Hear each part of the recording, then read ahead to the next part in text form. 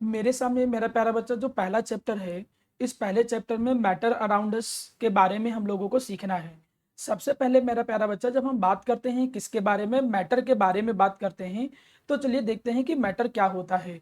वैसे तो जब मैं बच्चों को पढ़ाता हूं तो कभी कभी हम लोग मजाक में ये बात करते हैं कि मैटर जो होते हैं वो दो तरीके के होते हैं, एक तो जो सिलेबस में है और एक जो स्कूल के बाहर है, ऐसे बोलते हैं ना हम लोग। लेकिन चूंकि हम लोग उसके बारे में बात नहीं करेंगे, यहाँ पर हम बात क्या करेंगे कि मैटर होता क्या है। मैटर इज एनीथिंग, मैटर वह कुछ भी है जिसके पास क्या होता है, मास होता है, और वो वैल्यूम या स्पेस ऑक्युपाई करता है। यहाँ पे तो डिफिनेशन थोड़ी कॉम्प्लिकेटेड लिखी है। अगर मैं इस डिफिनेशन को सिंपल वे में लिखूं तो डिफिनेशन क्या हो जाएगी कि मैटर इज एनीथिंग। मैटर जो है वो कुछ भी हो सकता है, कुछ भी का मतलब अपने सराउंडिंग में जो कुछ भी देखते हो वो सब मैटर है। मैटर इज एनीथिंग, मैटर वह कुछ भी है which have space, which have mass and occupy space, जिसके पास मास होता है और वो क्या करे मेरा प्यारा बच्चा, ऑक्युपाई करे स्पेस को, उसे हम लोग मैटर की कैटेगरी में लाते हैं। आप प्यारा बच्चा जो भी आप चाहो अभी वजह, जैसे अपने सराउंडिंग में माना, जैसे हम ये माउस की बात करें तो ये माउस मैटर है। क्यों मैटर है? क्योंकि जहां हमने रखा है उस जगह को उसने कवर कर लिया है, उस स्पेस को उसने ऑक्युपाई कर लिया है। इसके पास मास है, ये कैसे पता चलता है? क्योंकि वेट है। भाई वेट होता है तभी किसी के पास मास भी होता है। तो इन दो चीजों से पता चलता है कि ये मैटर की कैटेगरी में रखा जा सकता है। आप एक एग्जांपल के तौर पे देखिए, मैंने एक इमेज आपके सामने प्रेजेंट की है जिससे आपको आइडिया लगे। अगर आप माना बैठे यहाँ पर पढ़ाई कर रहे हो, लेट सपोज माना आप यहाँ पर ऐसे पढ़ाई कर रहे होगे, तो आप अपने सराउंडिंग में जो कुछ भी देखते हो, इवन तुम खुद, तुम भी मैटर की कैटेगरी में आओगे। तुमने अगर चश्मा लगा रखा है तो देखो ग्लासेस जो है वो भी मैटर की कैटेगरी में है। माना कंप्यूटर पे तुम पढ़ रहे हो तो वो भी मैटर है। बगल में चाय कॉफी रखा है वो भी मैटर है। डेस्क जो है वो भी मैटर है। चेयर जो है वो भी मैटर है। बगल में कोई प्लांट है वो भी मैटर है। कुत्ता बिल्ली बगल में अगर कोई प्रेजेंट है तो वो भी मैटर है मेरा प्यारा बच्चा। सन मैटर है, क्लाउड मैटर है, एयर मैटर है। तुम जो कुछ भी अपने सराउंडिंग में देखते हो, it doesn't matter what you see in your surrounding. आप अपने सराउंडिंग में जो कुछ भी प्यारा बेटा देखते हो वो सब मैटर की कैटेगरी में आता है। हर वो चीज जिसके पास मास हो, जिस जो स्पेस को ऑक्युपाई करता हो। अब देखिए कुछ जगह पे तुम्हें डाउट आता होगा कि सर एयर के पास क्या मास होता होगा? हाँ, एयर का भी मास होता है, उसके पार्टिकल का भी मास होता है, भले वो मास बहुत छोटा हो। तो सर फिर ऐसे तो हर एक चीज मैटर की कैटेगरी में आ जाएगा। ऐसा क्या है जो मैटर की कैटेगरी में नहीं आएगा? अच्छा हमको उसके एग्जाम्पल बताओ।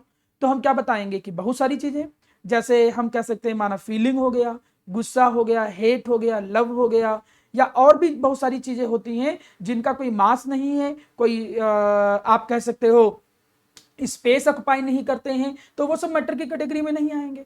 मैटर की एक और अच्छी बात है कि मैटर को हम लोग क्या कर सकते हैं, सेंस कर सकते हैं। अगर हम अपने ऑर्गन से उसको सेंस कर सकते हैं तो मैटर की एक खास प्रॉपर्टी देखा जाता है। फिलहाल मैटर के लिए मैटर होना इस बात पे डिसाइड होता है कि उसके पास मास हो और कम से कम वो स्पेस ऑक्युपाई करता हो। अगर ऐसी कंडीशन कोई रखता है तो उसे हम मैटर कहेंगे। उम्मीद करता हूं कि मैटर की डेफिनेशन आपको समझ में आ गई होगी। Matter is anything which having the mass and occupy space. Matter वह कुछ भी होता है जिसके पास मास होता है और वो स्पेस को ऑक्युपाई करता है। चलिए आगे बढ़ते हैं।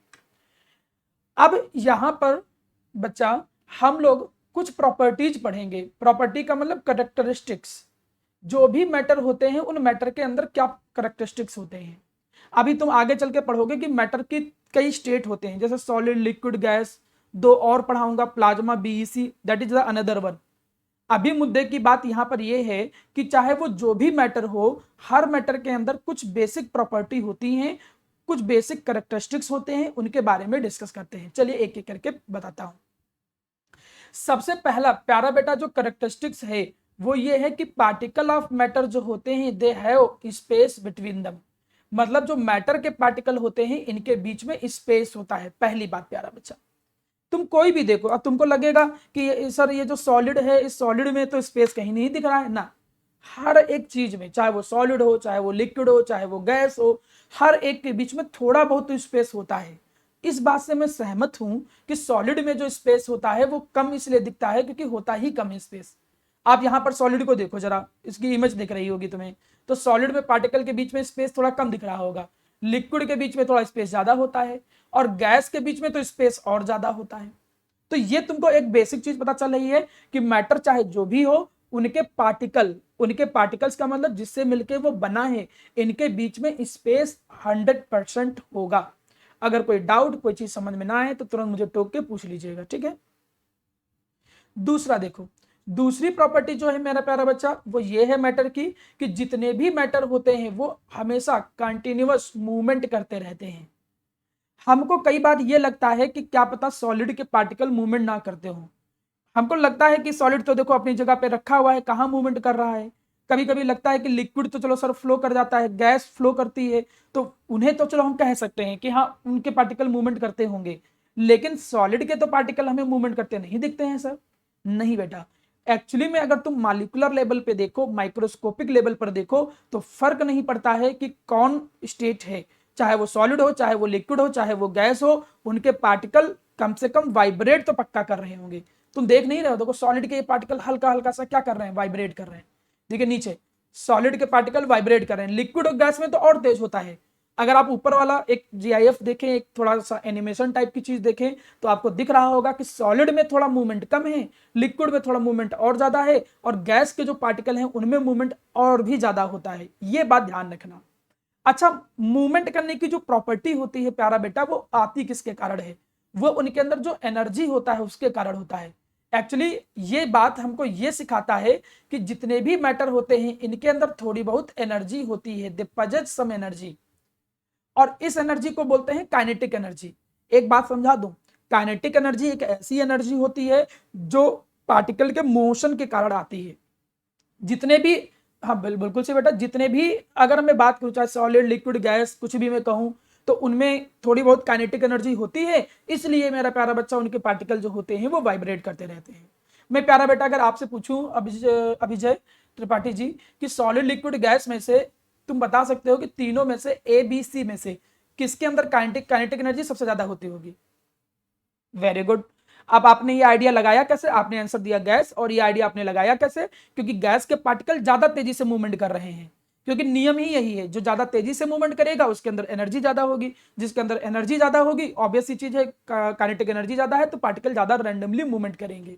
तो ये एक दूसरी प्रॉपर्टी है। दूसरी प्रॉपर्टी ये कहता है कि कोई भी मैटर हो फर्क नहीं पड़ता है, हर मैटर के पार्टिकल जो होते हैं इनके अंदर थोड़ी बहुत काइनेटिक एनर्जी होती है, जिसके कारण वो क्या करते हैं, वो वाइब्रेट करते हैं या मोशन करते हैं, उनके अंदर कंटिन्यूअस मोशन 100% होता रहता है। ये दो प्रॉपर्टी समझ लेने के बाद आइए चलते हैं नेक्स्ट प्रॉपर्टी पे। अगली प्रॉपर्टी है प्यारा बेटा कि जो मैटर होते हैं, the particle of matter have tendency to diffuse, मतलब intermix on their own with each other, वो धीरे धीरे हल्का फुल्का अपने में ही मिक्स होते रहते हैं। एक्चुअली सॉलिड में ऐसा थोड़ा कम होता है, सॉलिड के पार्टिकल ज्यादा मूवमेंट करके इतना नहीं होते कि दो सॉलिड रख दो तो मिक्स हो जाएंगे, लेकिन अगर उनको मेल्ट करके मिक्स किया जाए तो आपस में मिक्स हो जाते हैं। अच्छा एक एग्जांपल देखो, कई जगह पर जब तुम देखते हो कि पता चला कि किसी रूम में गए, वहां स्मेल अच्छी नहीं आ रही, तो स्मेल अच्छी नहीं आ रही वो बैड पार्टिकल्स के कारण है। अब तुमने वहां परफ्यूम डाल दिया तो उसकी स्मेल भी बिखर गई। तो कभी कभी क्या होता, या दूसरा एग्जांपल देखो, आप कभी कभी क्या करो कि तुमने देखा होगा कि किसी चीज से दो तीन तरीके की स्मेल आ रही होती है। भाई अगर माना तीन चार फ्रूट्स तुम लाके रख दो तो तुमको मैंगो की स्मेल भी आ सकती है और भी दो स्मेल आ सकती हैं। ऐसा क्यों होता है? क्योंकि उनकी स्मेल्स के जो पार्टिकल हैं वो आपस में क्या हो सकते हैं, इंटरमिक्स हो सकते हैं। ये खास यूनिक प्रॉपर्टी होती है हर मैटर के अंदर कि मैटर के particle easily diffuse with each other, वो एक दूसरे के साथ आसानी से आपस में मिक्स हो सकते हैं, और एक दूसरे में मिक्स होने की जो प्रॉपर्टी होती है खुद के साथ, इसे बोलते हैं डिफ्यूजन, और ये प्रॉपर्टी मैटर के पार्टिकल के अंदर होता है। ये बात समझ में आया प्यारा बच्चा विजय, ये वाली प्रॉपर्टी? ठीक, चलो अब आगे आते हैं। जो फोर्थ प्रॉपर्टी है प्यारा बेटा वो क्या है कि जो मैटर के पार्टिकल होते हैं दे अट्रैक्ट ईच अदर, वो एक दूसरे को अट्रैक्ट करते हैं, मतलब थोड़ा बहुत अट्रैक्शन तो जरूर होता है, और यही पार्टिकल जो एक दूसरे को अट्रैक्ट करते हैं इसको बोलते हैं इंटरमॉलिक्यूलर फोर्स ऑफ अट्रैक्शन। देखो माना ये कोई एक मॉलिक्यूल है, ये कोई एक मॉलिक्यूल है, इनके बीच में भी अट्रैक्शन फोर्स लगता है, मतलब मॉलिक्यूल के बीच में भी अट्रैक्शन फोर्स लगता है और पार्टिकल के बीच में भी फोर्स लगता है।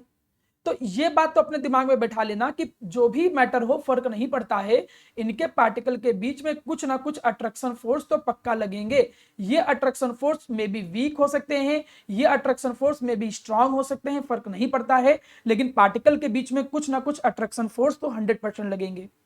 अब मेरा आपसे क्वेश्चन ये है प्यारा बेटा, अब विजय मुझे ये बताओ, अगर मैं ये बोलूं कि एक सॉलिड हो गया, एक लिक्विड हो गया और एक गैस हो गया, मैं अगर इन तीनों के पार्टिकल बनाऊं, क्या तुम बता सकते हो कि किनके बीच में इंटरमॉलिक्यूलर फोर्स ज्यादा स्ट्रांग लग रहा होगा? Very good. मतलब जो अट्रैक्शन फोर्स लग रहा होगा वो सबसे ज्यादा किसके बीच में लग रहा होगा? सॉलिड के पार्टिकल के बीच में। सॉलिड के जो पार्टिकल हैं उनके बीच में अट्रैक्शन फोर्स ज्यादा लग रहा है। यही तो रीजन है कि वो एक दूसरे के ज्यादा क्लोज आ गए हैं। तुमने पीछे इमेज देखा होगा, लिक्विड के पार्टिकल थोड़ा दूर दूर थे, गैस के तो और दूर दूर थे, और सॉलिड के पार्टिकल थोड़ा पास हैं। पास होने का जो सबसे बड़ा रीजन है वो यही है कि इनके बीच में, इनके का मतलब इंटरमॉलिक्यूलर पार्टिकल, जो इंटरमॉलिक्यूलर पार्टिकल्स हैं इनके बीच में जो अट्रैक्शन फोर्स है वो काफी ज्यादा होता है सॉलिड में in comparison to liquid and gas. तो ये हो गया इंटरमॉलिक्यूलर फोर्सेस। अब इंटरमॉलिक्यूलर फोर्सेस तो लगना ही लगना है, वो चाहे तुम जिसकी बात कर लो, चाहे सॉलिड की बात करो, चाहे लिक्विड की बात करो, चाहे गैस की बात करो, इट डजंट मैटर। मतलब जितने भी पार्टिकल होते हैं मैटर के अंदर, इनके बीच में इंटरमॉलिक्यूलर फोर्स लगता है। ये एक मैटर की फोर्थ कैरेक्टरिस्टिक है। हमने 4 कैरेक्टरिस्टिक्स पढ़ लिया है अभी तक। मुझे क्या अभी जो बता सकते हो कि कौन कौन सी 4 कैरेक्टरिस्टिक्स पढ़ा? पहला कौन सा पढ़ा था? हाँ, इंटरमॉलिक्यूलर स्पेस होता है। हाँ, दूसरा, पहले दूसरा था कि इनके पार्टिकल रेंडमली मूवमेंट करते रहते हैं, मोशन होता रहता है क्योंकि काइनेटिक एनर्जी होता था। तीसरा,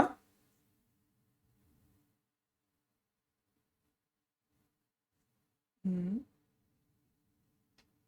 हाँ, इनमें डिफ्यूजन होता रहता है। और लास्ट की इनके बीच में इंटरमॉलिक्यूलर फोर्स ऑफ अट्रैक्शन होते हैं। ठीक है, तो अगर इनको अच्छे से समझ के लिखोगे ना, समझ लोगे एक बार, तो ये नहीं कि एग्जाम के पहले आपको रटना नहीं पड़ेगा, रट्टा फिक्रेशन नहीं करना पड़ता है। यही होता है कि जब चीजें समझ आने में आने लगती हैं तो ज्यादा अच्छे से चीजें याद होने लगती हैं। नेक्स्ट देखो, आपको ये मालूम होगा कि हमारे सामने जो स्टेट होती हैं, मैटर की कई सारी स्टेट होती हैं। क्या आप वजह बता सकते हो कि तुम कितने नंबर ऑफ स्टेट होते हैं बेटा? Total number of state? हाँ, मतलब कभी कभी लोग ये बताते हैं कि हमारे सामने बेसिकली 3 स्टेट होती हैं, लेकिन 2 स्टेट अभी न्यू में आ जाती हैं। तो टोटल हमारे सामने स्टेट हो जाती है 5। एक आ जाता है सॉलिड, एक आ जाता है लिक्विड, एक आ जाता है गैस, इसी में एक आ जाता है जिसको कहते हैं प्लाज्मा, इसी में एक आ जाता है जिसे कहते हैं बीईसी। जब थोड़ा तुम और एडवांस सर्च करते हो, जब तुम इंटरनेट पे सर्च करोगे, तो तुम्हें कभी कभी 7 मिलेंगी। मैं तुमको बताऊं, लिखने के लिए हमें 5 लिखना होता है, बोलने के लिए हम ज्यादातर 3 बोलते हैं, क्योंकि जो ये 3 स्टेट हैं ये फंडामेंटल हैं। फंडामेंटल का मतलब जिनके बारे में हम ज्यादातर पढ़ाई करते हैं, उन्हें बोलते हैं fundamental state. If someone ask what are the fundamental state of matter, then you have to say solid, liquid and gas. How many number of state are there? Then 5। Solid, liquid, gas, then plasma and BEC भी बोल दोगे।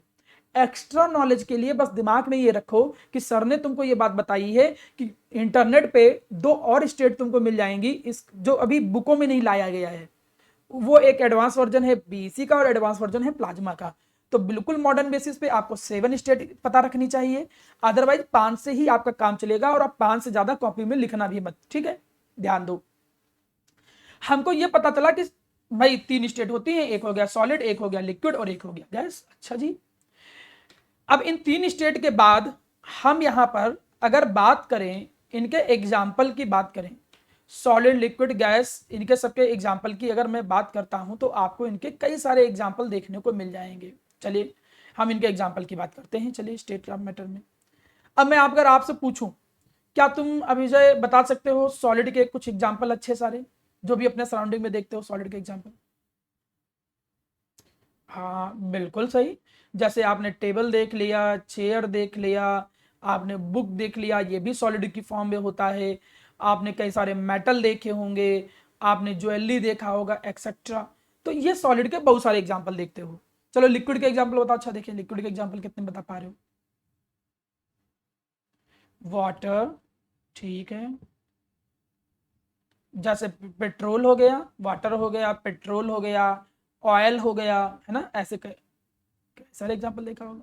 चलो gas के example होता है, कौन कौन से गैस के एग्जाम्पल होते हैं? हाँ वेरी गुड। जैसे ऑक्सीजन गैस होता है, सीएनजी गैस होता है, कार वार में हम बोलते हैं कि कार में सीएनजी गैस डलवा लो, या जो घरों में गैस होती है, जो गैस सिलेंडर होता है, जैसे घरों में गैस सिलेंडर में जो हम भरते हैं ब्यूटेन गैस होती है, वो बाद में हम पढ़ेंगे।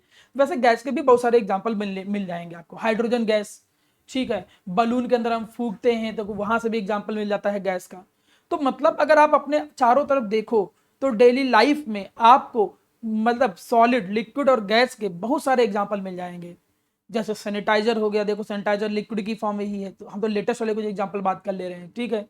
बहुत सारे जैसे डिटॉल हो गया, लिक्विड की फॉर्म में रहता है, तो कई सारे एग्जांपल आपको मिल जाएंगे, सॉलिड के, लिक्विड के, गैस के, कई सारे एग्जांपल आप लिख सकते हो आराम से।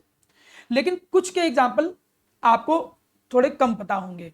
जैसे मैं अगर प्लाज्मा की बात करूं, माना कोई पूछ ले कि आप प्लाज्मा के अच्छा बताओ कौन कौन से स्टेट होते हैं। वैसे इसका स्कूल में एग्जाम्पल नहीं पूछा जाता है, लेकिन नॉलेज के पॉइंट ऑफ व्यू से अगर कोई पूछे कि क्या एग्जाम्पल होता है, जैसे नियॉन गैस होता है, नियॉन गैस इसके एग्जाम्पल में भर सकते हैं, जो ट्यूबलाइट के अंदर होता है। एक्चुअली प्लाज्मा हम उस स्टेट को बोलते हैं जब कोई गैस बहुत हाई टेम्परेचर पे होती है। जब कोई गैस बहुत ज्यादा हाई टेम्परेचर पे हो तो वो प्लाज्मा की स्टेट में आ जाता है। जैसे अगर माना हमने कहा कि जो ये तुम बिजली चमकते हुए देखते हो, जो इलेक्ट्रिक शॉक, ये जो इलेक्ट्रिसिटी की फॉर्म में जो आप जब बिजली देखते होगे, तो ये भी एक प्लाज्मा की कैटेगरी में आता है। जब कोई भी गैस एक बहुत हाई टेम्परेचर की कंडीशन में आ जाए तो वो प्लाज्मा की कंडीशन में आ जाता है। और वहीं पे जब कोई बहुत कोल्ड टेम्परेचर में, रियली कोल्ड, देखो यहाँ क्या लिखा है, जब कोई बहुत ही ज्यादा कोल्ड कंडीशन में आ जाता है, तो ऐसी कंडीशन में ये जो पार्टिकल होते हैं वो क्लोज होके, एक देखो, एक तो हो गया कि पार्टिकल पास पास में आ गए, और एक हो गया कि जब ज्यादा ही कोई पास में आ जाता है तो एक दूसरे के ऊपर चढ़ने लग जाता है।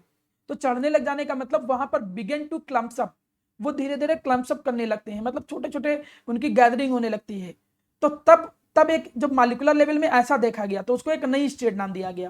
क्योंकि पहले लोगों को लगता था कि पार्टिकल बहुत ज्यादा ऐसे रहेंगे, इतना इतना दूर रहेंगे कम से कम, लेकिन देखा गया कि कुछ ज्यादा ही क्लोज आ गए, कुछ ऐसे ऐसे मतलब ढेर जैसा बनाने लग गए पार्टिकल्स इनमें मॉलिक्यूलर लेवल पे जब देखा, तो इसको एक नई स्टेट नाम दिया गया। और उसे कौन सी स्टेट नाम दिया गया, उसे बोला गया बोस-आइंस्टीन कंडेंसेट। बहुत डीपली आपको जाने की जरूरत नहीं है, बस छोटे लेवल पे इतना याद रखो कि जब कोई गैस बहुत हाई टेम्परेचर पे आता है तो वो प्लाज्मा की स्टेट गेन कर सकता है, और जब बहुत कोल्ड कंडीशन में कोई जाता है तब वो बोस-आइंस्टीन कंडेंसेट की कैटेगरी में कंसिडर किया जाता है। चलिए, इन पांच के बाद, इन पांच चीजों के बाद, पांच चीजों को हमने समझ लिया।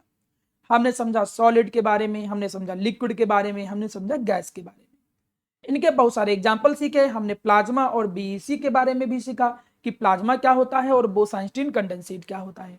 तो चलिए जरा अब हम इनकी कुछ प्रॉपर्टी के बारे में डिस्कस कर लेते हैं। देखिए ये इनकी इंडिविजुअल प्रॉपर्टी है। अभी हमने जो पहले पढ़ाया था वो मैटर की कैरेक्टरिस्टिक थी, यहां पर सॉलिड, लिक्विड और गैस की प्रॉपर्टी है।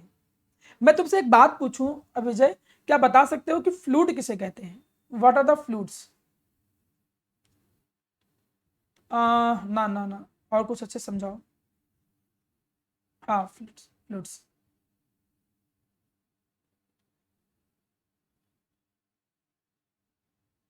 हाँ एक्चुअली में मेरा प्यारा बच्चा, जो गैस एंड लिक्विड ये दोनों जो होते हैं, इन दोनों को कंबाइंड रूप से एक नया नाम दिया गया फ्लूइड्स। और ये नाम क्यों दिया गया? Due to property of flow. क्योंकि गैस और लिक्विड दोनों के अंदर फ्लो करने की प्रॉपर्टी होती है, इसीलिए गैस और लिक्विड को कंबाइंड रूप से हम फ्लूइड की कैटेगरी में ला सकते हैं। कई बार ये शब्द पता नहीं किसी ने बोल दिया और तुम कंफ्यूज हो गए, तो कहना कि गैस और लिक्विड को ही हम फ्लूइड कहते हैं, just because of that they have the property of flow.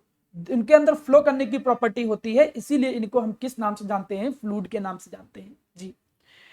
अब यहाँ पर चलो कुछ प्रॉपर्टी के बारे में बात करते हैं। ये बहुत अच्छी चीज है, इस पे बेस क्वेश्चन बन जाते हैं, इसको बहुत अच्छे से ध्यान से समझ के चलिएगा, ध्यान से सुनो।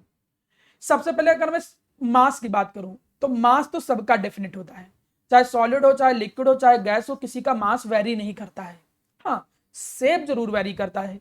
शेप का मतलब सॉलिड का शेप जो होता है वो फिक्स होता है, लिक्विड का जो शेप होता है वो वैरी करता है, जिस कंटेनर में रखेंगे उसका शेप ले लेगा वो, और गैस को भी जिस कंटेनर में रखेंगे उसका शेप ले लेगा। भाई तुम ऐसे समझो, हमने वाटर को इस बोतल में रखा तो वाटर का शेप बोतल जैसा हो गया, हमने एक टब में रखा तो उस वाटर का शेप टब जैसा हो गया। अब ऐसा नहीं है कि ये सॉलिड जो है ये अपने शेप को चेंज कर लेगा, कि हम अभी ऐसे लिए हुए हैं काम कर रहे हैं, इधर सिर घुमाया, इधर जैसे सिर वापस लाए पता सर्कुलर हो गया, ऐसा नहीं होगा, तब तो हम डर के हम भाग ही जाएंगे। तो सॉलिड की जो चीजें होती हैं तुमने कभी देखा नहीं होगा उनके शेप को चेंज होते हुए। अब पता चला तुम आप जिस टेबल में बैठे हो पता चला कल वो टेबल जो है वो सीट बन गई, ऐसा नहीं हो जाता है।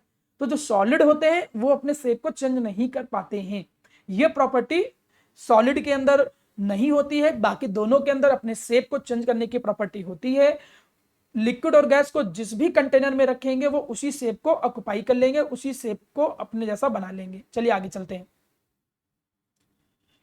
अगली जो प्रॉपर्टी है वो वैल्यूम की है। इनका जो वैल्यूम होता है सॉलिड का वैल्यूम जो होता है वो फिक्स होता है, इनका भी वैल्यूम फिक्स होता है। ये नहीं कि वाटर का वैल्यूम कम ज्यादा हो जाएगा, 2 लीटर है तो 2 लीटर ही रहेगा, 2 लीटर तुम बॉटल के अंदर रखो तब भी 2 लीटर रहेगा। 2 लीटर माना तुमने एक क्या कहते हैं कि बड़े से टब में रख दोगे तो नीचे रहेगा 2 लीटर, खाली नीचे ही रहेगा 2 लीटर।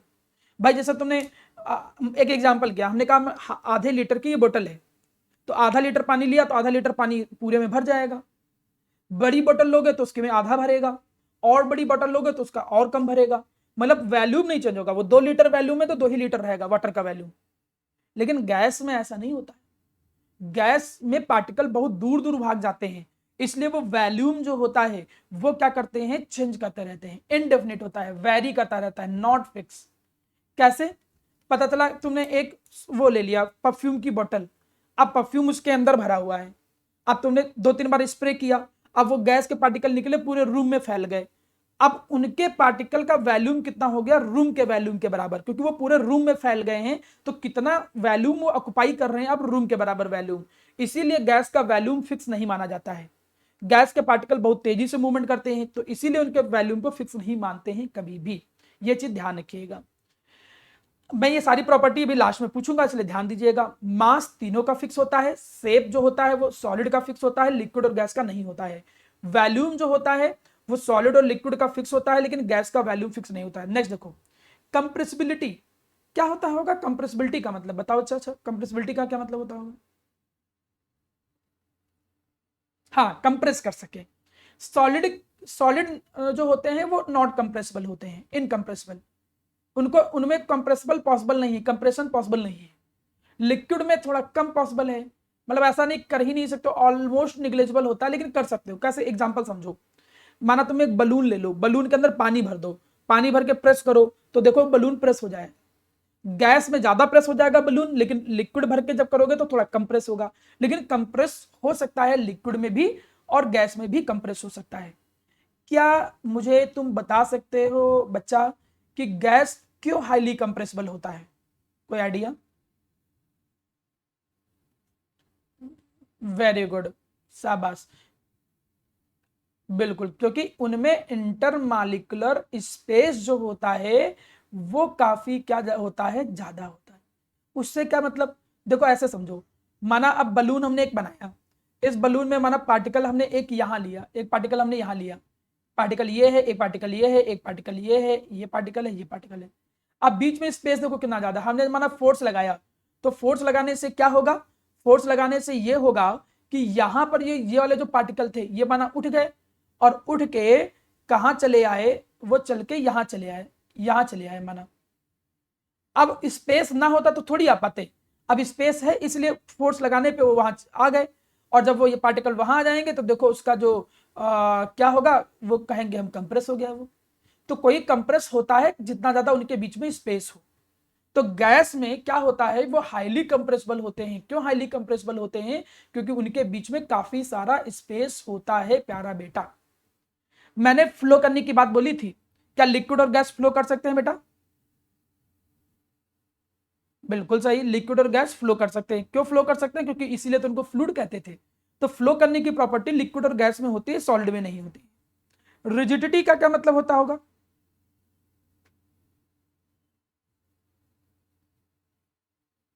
हार्डनेस, रिजिडिटी मतलब हार्डनेस, कितना कोई हार्ड है, वो अपने शेप को चेंज ना करे, उस चेंज शेप को चेंज करने से रोके, उसको बोलते हैं रिजिडिटी। सॉलिड जो होते हैं वो हाईली रिजिड होते हैं, वो अपने शेप को जल्दी नहीं चेंज करते हैं।